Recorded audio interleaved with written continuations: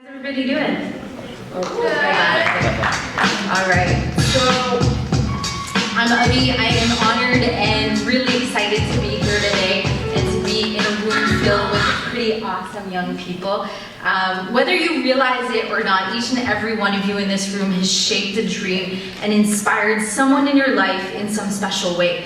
Mentors, how I like to view it, can be handpicked, sometimes assigned, and even titled, but true mentors are selected not by choice and sometimes are not even aware that they have been chosen, because somewhere along the way, their mentee chose them.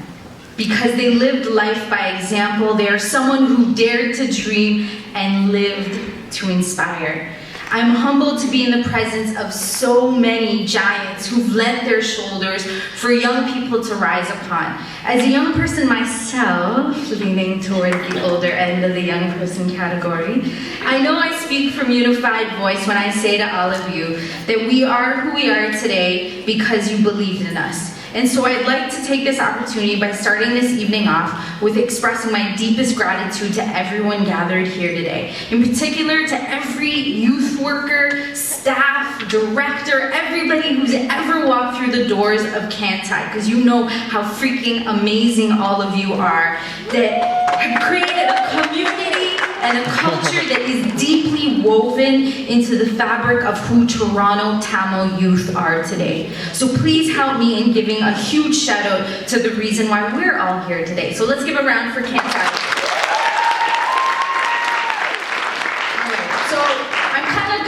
From here, no, I'm not really. I have a presentation, but I really want to share a story. And that story is, well, why am I here and why are you guys even listening to me? But I do come with a message of peace. And I really just want to share my story. And I hope that through sharing my story that somewhere along the line, either you are motivated, inspired, or take back a little bit of something and make you think about a little bit of something. And that is enough for me. So where does my story start? Well, let me introduce you to my parents. This is Mr. and Mrs. Jeyaratnam. And they left Sri Lanka in 1981 after the obvious political situation. And they fled to three different countries to finally start their home in Jane and Finch. They came with nothing but a suitcase, like many of our parents did, their documents in hand, and a few dollars to their name to start a family. And that family consisted of me and my brother. That's my big brother, Mr. Jeyaratnam, and he was the coolest big brother that I ever knew. He was 5 years older than me, and growing up, I looked a lot like a tomboy because I had to wear a lot of his hand-me-downs. And you can see he really loves me, but if you see the picture, he doesn't really love me. Anyways, that's the kind of relationship that we had. Now, we always aspired to do creative things. We were quite the creative bunch, me and my brother. We would play tent and make up all these cool games, whatever. But really, that's because we had very little growing up. In fact, one of our biggest pastimes was this. Raise your hand if you recognize what this is. Okay, I was a little worried because, you know, all of y'all with your iPods and MP3s and all that cool gadgets. Okay, so we would stick one of these into the deck in our living room, right? And we would play the coolest Michael Jackson songs. And we would throw down these really wicked moves because we thought we were the best. And then our biggest idol, yes, Mr. Jeyaratnam, would give us tracks to throw on Prabhudeva, and we would practice our Prabhudeva moves in our living room. And that was really how we made time go by, and that was really how we enjoyed life, because let me tell you, the other side of life wasn't always the best. See, by the time I was about 15 years old, we had moved from one apartment to another to another. We'd moved to over 10 places, and that's because we couldn't always afford to pay rent. See, my father worked 3 jobs to try to support us, a lot like a lot of our parents in this room today. And my mother, well, she did the best that she could, but sometimes her stories and traumas from a world that she left behind carried her into her bedroom, and it was hard to sometimes even see her at the end of the day because depression got the best of her. And that's what I grew up with. So I had to find something else. I had to find something that would motivate me, keep me excited about life, and not worry about all the things that were happening in my home. And that looked like dance. Now, that's a picture of me. Don't ask me why I have feathers in my hair. I don't know either. But I had the really awesome opportunity to go to the National Ballet of Canada when I was 10 years old. And that's because I had a very special mentor, adult, teacher in my life, Ms. Myrna Gavin, and that's a picture of her there, who thought that she saw something special in this little girl. She thought that it was important for this little girl to be able to pursue her dream of dance. And so she gathered the whole community together to fundraise to be able to send me off, because of course my parents would never have been able to afford this. And so I went off and had the chance to pursue this dream. And I started to realize that there was all these other things outside of school that I was really good at. And I couldn't always find myself and my place in school. And like I said, I was kind of a tomboy, and I kind of didn't fit in here and kind of didn't fit in there. But I made things work, and a lot of that was outside of school. So I'm going to share a little something with you. Please don't tell my I did this, but here is my first year transcript. Check that out. 2 F's, 4 D's, and a C. Would you believe it? Yeah. The whole world gets to see my transcript today. But the reason I'm sharing this with you is because I was in life science, just like a lot of other of us. Life science UT, right? And I had no clue what I was doing. It was a complete mistake. And really, it's because I didn't really know what else to do. And I realized I wasn't that academic. But it was everything that I was doing outside of school that got me to where I wanted to be today. And so, yeah, I figured my way out, and I graduated with a degree in International Development Studies. That was exciting, yeah. But really, it was all the things that I was doing outside. I had awesome friends and awesome people that believed in the things and the passions that I was interested. Like my friends who helped me learn how to dance and to continue to dance. I know Shani out there, New Chicks on the Block, if you remember us. That was us back in the day, okay? And I got to get involved in community arts, something I was really passionate about, and work with young people just like yourself to pursue their passion in the arts as well. I got to help start up clubs and fundraise it. I got the cool chance to work with Free the Children and travel with them and get to see communities that are less fortunate than I am today, and to learn from their stories, to help build schools, travel with young people, speak to kids all across Ontario, speaking to tens and thousands of young people. I even had the chance to create local programs, work with local youth, and I continue to do that today because it's what I am passionate about. It's what I love to do. No marks, no grades, no degree, that didn't matter to me. Well, it was important to get a job, but it really didn't define who I was. It was all the experience that I had that really defined who I was. And yeah, I got the cool chance to meet Magic Johnson, there he is, and I got to hang out with Nelly Furtado in her recording studio, and again, these were all really the experiences and things that I got to do outside of school. And currently, I get to sit on the board of EQAO, and I get to advocate for young people like you guys and the communities that we're from. And I take that with great pride because I still get to be passionate about the work that I do. And yes, I get to bring all those things together in the form of art, education, community, social justice, and advocacy. And I'm currently doing my Master's of Education, and let me tell you now, I am a straight A student, and that's because I love what I do. And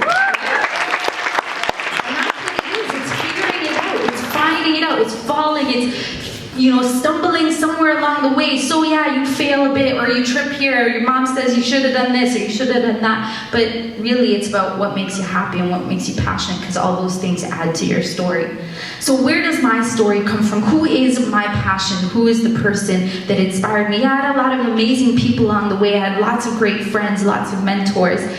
But really, it was a man who was born in 1944 into a family of 13. He was a high school dropout, left Sri Lanka in 1980 to come to Canada and work 3 jobs. He was a man who worked as a full-time factory worker at a car company, and in the evenings he would work as a part-time chef at KFC, or cook. I like to call him a chef. And then on the weekends, he would work as a delivery person. And all of this was to really make a future for me and my brother. And that special person is my father. The reason I draw upon his stories because his story is so special to me. Because he left everything behind, and everything that he went through to be able to make a future for my brother and myself today was because he put a lot of his challenges and barriers and things aside. He broke down walls and tore down norms and taught me to be the most independent young woman ever, and admired everything that I did, and made sure that I knew that he admired everything that I did. And at 66 years old, my father, who did not know how to turn a computer on, went back to school when he retired to get a diploma in business administration. I am proud of that. And this picture of the both of us is actually from Sri Lanka. When I went with him last year to go back to home after 30 years, my father went back to home, and we got to go through this really special journey where he got to show me where it all started for him, where he would sneak out at 10 o'clock to go watch movies and come back and get beat up, and all these beautiful stories that he shared with me. And I finally got to learn how impactful our parents are on us and how we carry those stories. And I'm so glad to be able to share my story here with you and his story, because 2 days from now marks the 1-year anniversary of my father's passing. This was the very last time that I saw and spoke to my father, because unfortunately he passed away on this vacation. And it's his story that continues to inspire me and remind me that even if you have very little, that you can be the best person that you want to be. Because you need to believe that all those barriers, challenges, and walls that face you need to be torn down, and you can do that when you have caring adults in your life. Now, I know as young people, things are really hard. We walk by 3,000 ads every single day. Each one of them asking us if we're tall enough, if we're skinny enough, if we're fair and lovely enough, if we're this enough, if we're that enough. Every single one of those ads really telling us that we are not good enough. But remember that we need to break down those stereotypes. We need to break down those walls. We need to break those conformities that society tells us, so that we can continue to drive our passions and be the best young people that we can be. Because remember, in every single one of you, there is a very special story. My story is just one story. All of you have stories. All of you can rightfully be up here today sharing your story. And I truly believe that, because you need to be passionate about life. You need to live life. You need to experience everything in life and pursue your goals and dreams. And I truly believe that. So look within, because our life's work and passions often start at home. Whether they are positive ones or negative ones, these are our stories. Wear them with pride, understand them, dissect them, challenge them, and love them. The reason we are a diaspora of over 300,000 people here today in Toronto is because we left a country that gave us challenges, oppressions, discriminations, and certain things that we said we do not want to live with.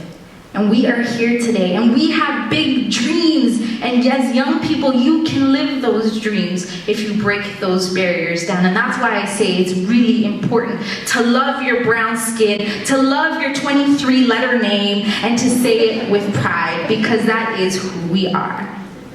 So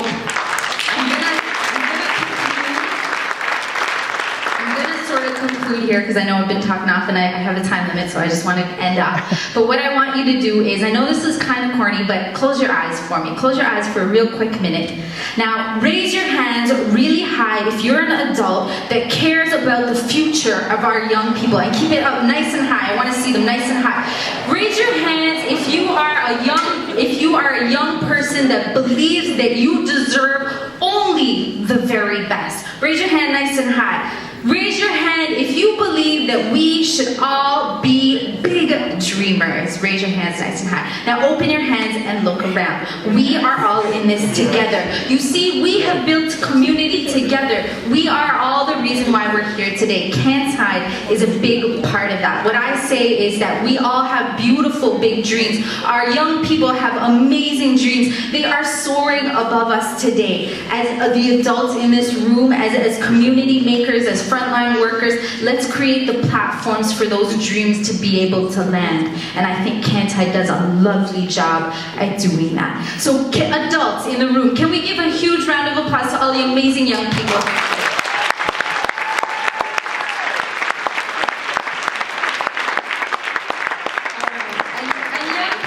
Because we're just a little cooler than the old people. You're not that old, but anyways, you guys were young too. But young people, because we're just so amazing and we are so full of energy, can I get you guys to stand up and give a huge standing ovation to all the adults who made your dreams become possible? The people in this room, like the CanTYD frontline workers, the people that encourage your dreams and your stories. Can we give them a huge round of applause and a hell yeah for being so amazing?